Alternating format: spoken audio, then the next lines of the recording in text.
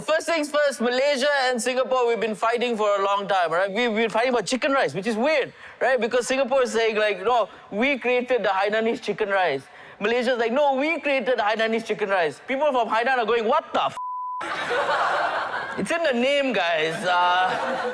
So yeah, and speaking about food, I don't understand health food, all right? Clearly, this is, not the product of health food. My wife thinks that I should be more healthy. I understand, I get it, I should be more healthy. But she gives me the hard sell. She tells me like, hey, don't you want to be at your daughter's wedding?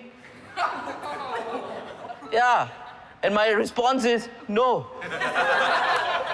I don't want to be at a party where I pay for it. I have to invite people I don't want. All right, so yeah, I'm not going to do that. Like, I don't understand this health. She puts me on a diet. She puts me on a keto diet, right? How many of y'all know what a keto diet is? Make some noise. All right, so most of y'all. All right, here's the thing about the keto diet.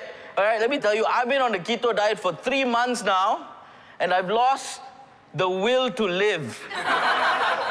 All right, I want to find a mother who created the keto diet, and I want to stab him. You understand? I don't get the keto diet. You can't eat rice. You can't eat rice, right? As a Malaysian Indian, you know how embarrassing that is, that I cannot eat rice. You know how hard is it for me to tell my mom I cannot eat rice? It's easier for me to come out as gay. It is though. It is. Like I told my mom, like I can't eat rice. She's like, just be gay, lah. Why are you beating around the bush? Right? And then there's almond flour. What the f is almond flour? Like what the hell? Like there's almond milk. Almond milk. What? How do you milk an almond? How? It's impossible. You show me the nipple, all right? It doesn't work like that, right? I bought an almond. I started sucking on it. Right? Nothing came out, all right? Must have been a male almond. I'm not sure. I don't know what's going on, guys. Right? But here's the thing. Singapore, I love you guys. I love coming to Singapore to perform because I get paid in Singapore dollars, which is nice. But here's the thing. Like, nothing happens in Singapore. Nothing happens. There's no crime. Nothing happens in Singapore.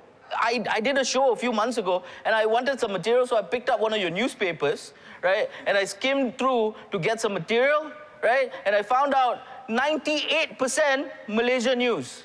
Right, 98% Malaysian news. We are the biggest exporter of news to Singapore, all right?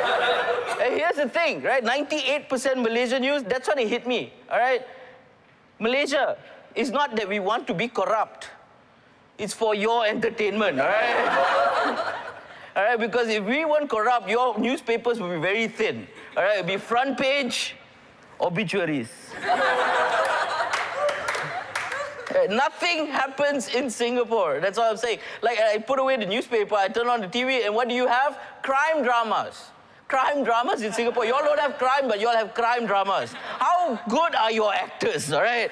This is not right. You cannot do this. Like, can you imagine if the biggest crime drama in the world was set in Singapore? You guys know Law and Order? Yeah, can you imagine Law and Order Singapore? That would be the shortest series in the entire world. All right, that would just be like Tung Tung, Changi, 8:30. What happened? Nothing. Tung Tung, the end. That's it. It'd be a Vine video, all right? It doesn't work out, right? Nothing happens in Singapore. And here's the thing though, everything happens in Malaysia. I recently read the best headline I've ever read in my entire life, and I'm going to tell you the headline. It says, you can Google this, it's absolutely true, right? Man farts on wife's face, charged. Let me repeat that. Man farts on wife's face, charged. This guy is charged in court, which means there's a case in court for this. There is a judge listening to this case. There is a lawyer defending this man who allegedly farted on his wife's face. Right now, I saw the headline and I thought to myself, no, this cannot be true. This has to be clickbait. When I click on it, Rick Astley is going to pop up and sing, right? I needed to know, but I clicked on it and it was an article. The first line of the article was, this guy is facing 5,000 ringgit bail and 2 years in jail. I know, right? what did he eat? How smelly was this fart? That it's considered a murder weapon. Right? I don't understand, like, how bad can this be? And I needed to know what happened. I'm hooked. I'm in this for the long haul. I needed to know what happened. So I scrolled down to find what happened, and I found a paragraph, right? And what it said was, and I cannot make this up, guys. So the wife was cooking in the kitchen, and she ran out of gas. The irony is right there. Right? And then she decided that she needed more gas, so she had to go to the husband and ask him to buy some gas from the shop. Right? Now the husband was watching TV, and he didn't want to go out, right? He was watching his favorite TV program, like Law and Order Singapore, I don't know. Right? So he was angry. Like, he was so angry that he decided to stand up, pull his pants down, aim his asshole to her face, and fart on her face. What level of anger is this? How angry do you have to be that you think to yourself, I'm going to shout at this woman? No, that is not enough. I'm going to break something in the house. No, that is not enough. I know. I am going to fart on her face. There's no way. How do you get this? Do we have any married people in the audience? Sir, are you married? How long have you been married? 2 years? All right, let me ask you this question, man. In that 2 years, have you ever been so angry that you decided to fart on your wife's face? No, I'm with you, bro. I'm with you, right? Because I've been married for 10 years. For 10 years, and I've never, ever farted on my wife's face on purpose. Right? Listen, first of all, I didn't know it was illegal. All right? And second of all, this guy is facing 2 years in jail. I'll get the death penalty, all right? Now, listen, all right? He's charged in court, which means that she had to make a police report. Right? She had to tell another human being this story. Right? You can imagine the Malaysian policeman just having a good day at work, right?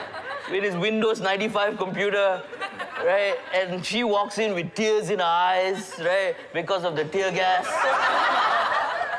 Right? And if you've ever done a police report, you know you have to be oddly specific on every detail. Like it was 4:30 p.m. at house number 4, street number 5, and I was cooking in the kitchen, and I ran out of gas. That's when I asked my husband to buy some gas, and that's when he got angry, and he farted on my face. Right? And you can imagine the police constable was like, can you repeat the last part again? Actually, wait, Sergeant, come here. No, you come here. You tell the sergeant what happened. And then at one point, the whole police station was standing there and like, no, we're not laughing at you. No, it's not. Right? And then here's the thing. I don't know what investigations was done. I don't know what questions were asked, right? But here's the thing. If I was the policeman, I only had one burning question that I had to ask, which was, the whole time your husband was standing up, pulling his pants down, aiming his asshole to your face, what were you doing? Right? Were you there the whole time saying, I wonder what he's going to do? Then maybe you deserve it, lah. All right, ladies and gentlemen, that is my time. Thank you so much for listening to my stories. You've been an amazing audience. Give yourselves a round of applause.